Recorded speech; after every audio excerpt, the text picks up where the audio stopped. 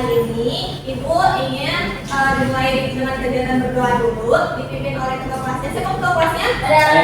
Oke, boleh Adam dipimpin.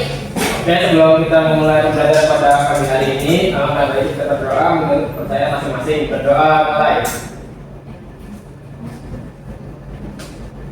Amin. Berdoa selesai. Memberi salam. Assalamualaikum warahmatullahi wabarakatuh. Waalaikumsalam warahmatullahi wabarakatuh. Baik, Ibu ingin melakukan presensi kehadiran klien terlebih dahulu. Aditya Nurendra hadir nggak? Ayun Falkita, Azeltia, hadir Ibu. Azalina, hadir Ibu. Iis, hadir Ibu. Juan, Hadir. Kayla, hadir Ibu. Nazma, hadir Ibu. Teguh Adam, Hadir Ibu. Zahralia, siapa tuh dipanggil? Halo Bu, Siapa namanya? Gerald Bu. Oh, Gerald. Kemarin kenapa nggak masuk? Bajian Bu, sudah meter saya belum. Teman-temannya balik. Nggak ada yang nengokin Bu, dua kelasnya nggak ada gerakan Bu, bareng Bu. Kenapa? Karena ketua kelasnya juga kebanjiran Bu. Satu rumah kah atau satu wilayah? Satu rumpun.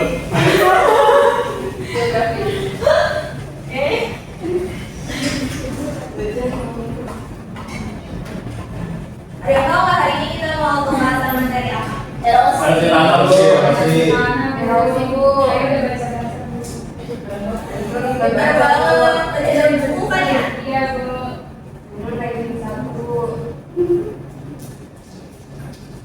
Oke, hari ini kita mau bahas tentang materi erosi tanah. Sebelum penjelasan dari Ibu ingin dari kalian ngejelasin apa pengertian erosi tanah. Ada yang bisa bantu jawab pertanyaan dari Ibu? Bu. Apa ada pengertian tanah erosi tanah itu? Jadi saya erosi tanah itu ketika tanah itu terkikis oleh misalnya dengan air atau angin. Jadi yang tadinya tanahnya itu berbentuk jadi hancur, jadi nggak berbentuk lagi. Oke, benar. Jadi kata kuncinya itu adalah pengikisannya. Nah, kayak ini pengertian erosi tanah. Jadi erosi adalah proses pengikisan dan pemindahan partikel tanah dari satu tempat ke tempat yang lain. Nah, pemindahan sama pengikisan ini dia itu dibantu oleh suatu perantara seperti air, angin, es, atau manusia. Dalam konteks tanah atau soil erosion, erosi berarti pengikisan lapisan atas tanah yaitu berbatas soil yang berpotensi menurunkan kesuburan dan produktivitas tanah. Nah, kenapa dia bisa menurunkan kesuburan tanah? Karena pada lapisan bagian atas tanah itu kan kayak akan unsur haranya kan, jadinya itu dia lama-lama menurunkan kesuburan akan kandungan dari tanahnya. Nah, di sini ada faktor penyebab dari terjadinya erosi tanah. Yang pertama itu ada faktor alam. Kenapa curah hujan tinggi menjadi faktor alam dari penyebab erosi tanah? Karena ini Bu, kalau hujannya itu deras itu bisa menyebabkan tanah-tanah itu dia ikut terbawa oleh air hujan tersebut Bu. Betul, jadi kenapa curah hujannya tinggi ini menjadi faktor penyebab terjadinya erosi tanah? Karena semakin tingginya curah hujan, itu tanah lama-lama bakalan terkikis, bakalan terjadinya erosi. Kedua itu kemiringan lereng. Ada yang bisa jelasin tentang kemiringan lereng? Oke, kemiringan lereng kan semakin miring, tanahnya itu semakin mudah terjadinya erosi. Karena semakin kalau datar kan mungkin bisa ditahan gitu kan, tapi kan kalau udah semakin curam kayak di bukit-bukit itu bakal gampang terjadinya erosi tanah. Kemudian ada jenis tanah. Nah, kalau jenis tanah kan kalau misalkan tanahnya yang berpasir itu dia gampang terjadinya erosi tanah karena dia itu strukturnya itu nggak padat, dia strukturnya tuh kayak berongga-rongga gitu, jadinya mudah terjadinya erosi. Sedangkan kalau tanah liat itu dia dia lebih padat, jadinya tuh lebih bisa nahan terjadinya erosi tanah. Kemudian ada vegetasi. Kenapa vegetasi itu penting banget buat vegetasi, karena kalau misalkan nggak ada vegetasi, misal nggak ada vegetasi, itu bakalan udah terjadinya erosi, karena kayak akar-akarnya gitu kan kayak nahan terjadinya erosi gitu, jadi kayak ngebantu biar nggak terjadinya erosi. Kemudian ada faktor manusia. Yang pertama itu penebangan hutan secara liar atau deforestasi. Kemudian ada pertanian tanpa teknik konservasi. Yang ketiga pembangunan dan penambangan yang merusak struktur tanah. Kemudian overgrazing atau penggembalaan berlebihan. Dari sini ada pertanyaan. Berarti longsor masuk ke erosi ya, Bu? Iya, termasuk soalnya kan dia mengikis tanahnya juga kan.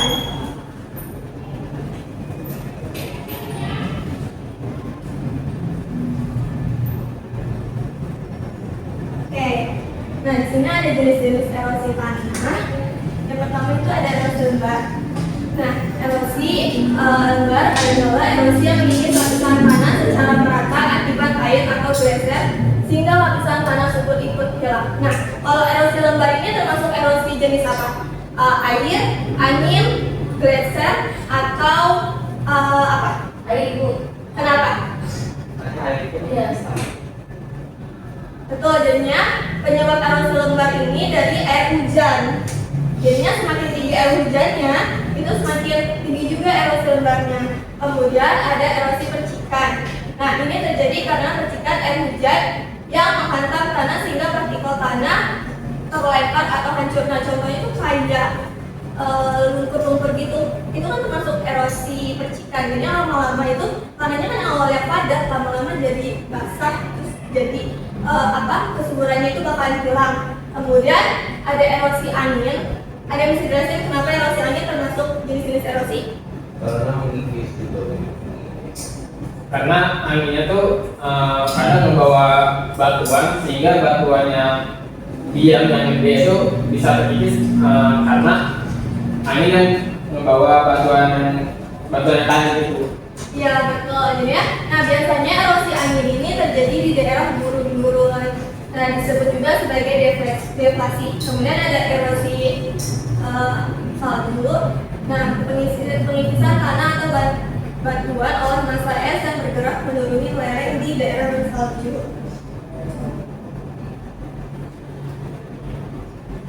Nah ada yang bisa bedain nggak erosi alur sama erosi tanah?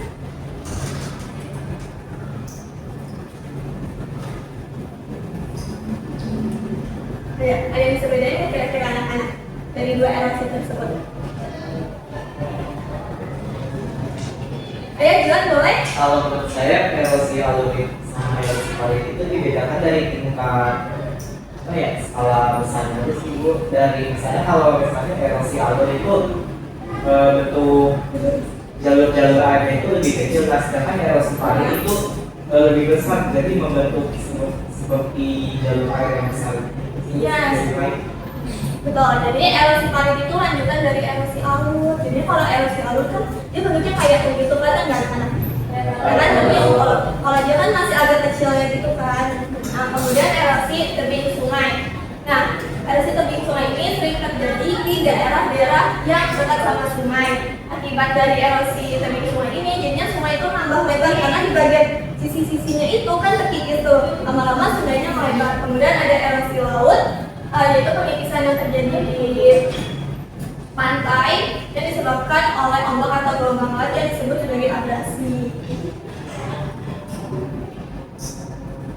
Nih, dari 4 jenis erosi, jadi 8 jenis erosi ini, mana erosi yang memberikan dampak buruk bagi pertanian? Ya mulai itu. Jadi erosi yang paling berbahaya bagi lahan pertanian itu menurut saya erosi parit, Bu. Karena jenis erosi ini terjadi ketika alur erosi kecil berkembang menjadi parit besar yang dalam dan lebar. Akibatnya tanah subur terbawa air dalam jumlah besar dan meninggalkan cekungan seperti jurang di area pertanian. Kondisi ini menyebabkan luas lahan yang dapat ditanami berkurang, mengganggu aliran air dan membuat tanah sulit diperbaiki tanpa usaha rehabilitasi yang besar, seperti perlindungan dan pembangunan struktur pengendali erosi. Oleh karena itu dampak yang paling pertama itu paling pertamanya ada 2, erosi parit dianggap sebagai jenis erosi paling merusak bagi lahan pertanian itu. Nah, makanya karena erosi termasuk erosi yang paling berdampak pada lahan pertanian, maka dibutuhkan suatu pencegahan.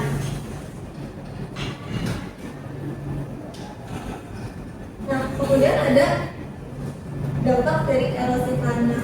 Yang pertama itu dari lingkungan, penurunan kualitas tanah. Ada yang bisa jelasin kenapa penurunan kualitas tanah? Mungkin ini Bu, kayak tanah itu yang semulanya subur itu menjadi tandus, nggak bisa buat tanaman itu buat apa sih hidup lagi. Ya, kayak contohnya abis dari penambangan itu kan dia udah gak bakalan bisa lagi kan buat buat nahan itunya. Nah, kemudian ada degradasi lahan, kemudian ada kerusakan ekosistem dan habitat. Selanjutnya ada sedimentasi di sungai dan waduk. Nah, kalau untuk dampak sosialnya itu berupa menurunnya hasil pertanian yang tadi itu yang sudah kamu jelaskan, Ainun. Kemudian menambah biaya rehabilitasi lahan. Yang ketiga menyebabkan banjir dan kedangkalan sungai. Selanjutnya selain dampak pasti ada suatu pencegahan. Nah, ini cara pencegahannya. Ada yang ingin ditanyain? Kalau dari kalian di sini, cara pencegahan yang paling mudah dilakukan oleh suatu pertanian di masyarakat desa itu yang mana? Reboisasi. Reboisasi. Kenapa reboisasi? Karena bibit tanaman kayak rumput, pohon hutan, atau tanaman keras itu biasanya lebih mudah didapat di lingkungan sekitar. Terus juga nggak membutuhkan biaya besar. Selain itu, masyarakat desa umumnya tuh udah terbiasa untuk bercocok tanam, sehingga proses penanaman itu nggak perlu waktu yang lama dan keterampilan yang khusus. Terus juga akar tanaman bisa membantu mengikat tanah agar nggak mudah bawa air. Sementara daun dan batangnya itu bisa mengurangi daya hantam air hujan. Jadi dengan cara yang sederhana tadi dan bisa dilakukan bersama-sama, reboisasi itu bisa jadi langkah efektif dalam mencegah erosi tanah secara berkelanjutan. Itu namanya. Ya boleh. Nana. Kalau menurut saya juga daerah saya itu di pedesaan itu juga banyak banget Bu. Karena kalau yang suka saya lihat di pinggiran jalan tol tuh suka ada kayak di daerah bertingkat-tingkat itu Bu, di daerah pedesaan gitu. Nah itu kan bisa dibuatnya tuh beramai-ramai juga kan. Nah jadi menurut saya nggak terlalu sulit untuk dilakukan juga sih kalau ada kerjasamanya antar masyarakat. Jadinya di cara pencegahan yang Ibu sudah jelaskan di sini itu semuanya penting, reboisasi juga penting, terasi juga penting. Nah selanjutnya itu ada materi kita tentang erosi tanah selesai, tapi Pulang. ada tugas. Ya. Ada tugas hari ini. Tugasnya jarang banget kita tahu. Ibu Rahma lebih ya dari Ibu Nazma. Iya, latihan hari ini tugasnya nanti buat ya. Gak susah nanya Bu. Jadinya dibagi 5 kelompok. Satu kelompok isinya 2 orang, ini berpasangan. Udah dibagi. Jalan sendiri. Udah. Kamu mau siapa? Udah digayain. Oh ya, kayak juga. Ada the center.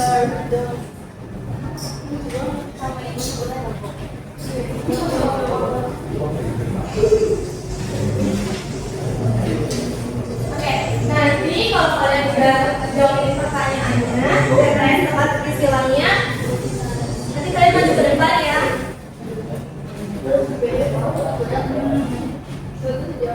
Sini aja. Tahu sini.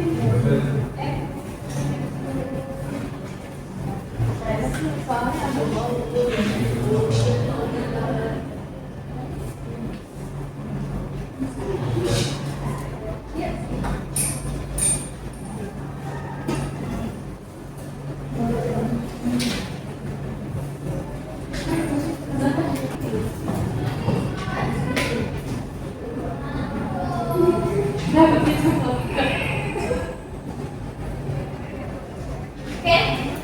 udah mulai selesai semua? Oke, siapa yang mau baju paling awal? Bu, Diwakili mau diwakili. Bu, nggak bakalan tadi tapi kalian maju langsung.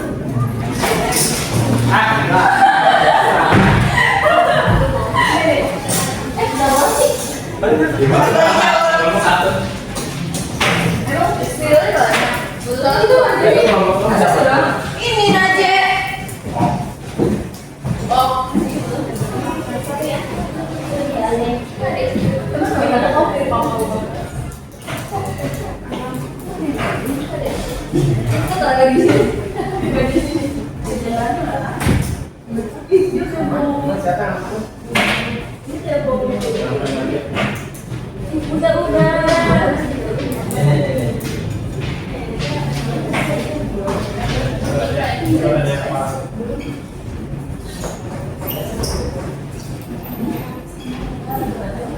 Kok cuma satu sih? Tapi satu.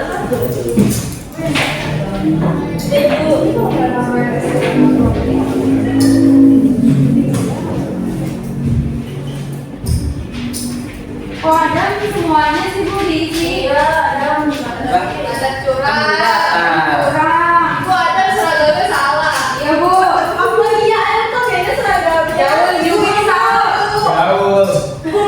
Ada saya. Jauh apa ada Bu? Ada tuh salah. Ada salah lagi. Bu, ini salah. Nah, tadi dong Dam. Tuh. Aduh, repot. Oh ini ada. Nah, ini dia. Ada yang salah Bu. Kamu kelompokan Bu.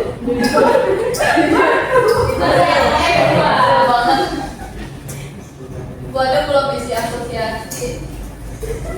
Udah begitu. Jauh seragamnya beda Bu. Jauh Pak. Ini soal.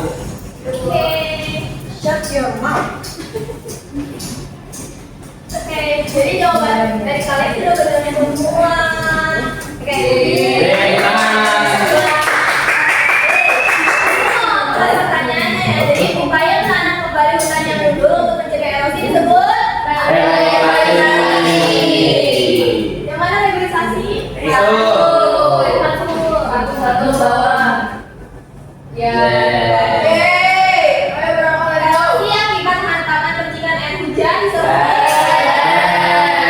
berapa? Penyikisan tanah oleh ombak laut atau gelombang disebut abrasi. Teknik menanam dengan mengikuti garis kontur untuk mengurangi aliran air permukaan disebut Empat. pada apa? Datar. Yang terakhir penyikisan tanah akibat angin kencang biasanya terjadi di daerah gurun apa namanya? Degradasi.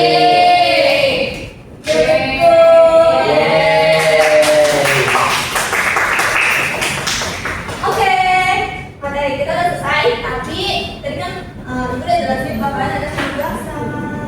Apa itu Bu? Tapi sebelum tadi ibu masuk ada materi dari mata pelajaran apa? Matematika Bu. Ya. Ada lupa ada. Ya Pak Adam. Tugasnya banyak banget. Iya. Mengajari tata cara di TU. Oke, ada penugasan kelompok. Aduh, Oh my God. Jadi penugasan kelompok itu kalian bikin. Jadi satu kelompok itu ada 3 orang. Nah, kalian bikin infografis tentang jenis-jenis erosi tanah. Jadi satu kelompok itu ada 2 jenis ngejelasin 2 jenis erosi tanah. Terus abis itu kalian kaitin yang ada di lingkungan kalian. Misalkan di daerah kalian tuh ada erosi nih. Ya udah kalian fotoin, terus kalian jelasin. Oke Bu. Kuliah apa itu? Kumpulinya itu Katanya akhir semester ya. 2 minggu. Bulan itu. Pas mulai naik kan. Oh iya. Tugas kalian banyak banget gak? Banyak banget Bu. Pak ada Bu. Masih tugas apa? Banyak banget. Ya udah. Deadline-nya rata-rata tanggal berapa? Dua minggu sih Bu, biasanya. Bulan luas. Besok, Bu. 3 bulan Bu, 2 semester. Ya udah 3 hari ya. Waduh, 7 hari ini nggak apa-apa 7 hari Bu. Oke, penugasannya itu deadline-nya minggu depan, jadi disiapin kelompoknya, infografisnya jangan lupa, terus nanti kalian presentasi. Iya.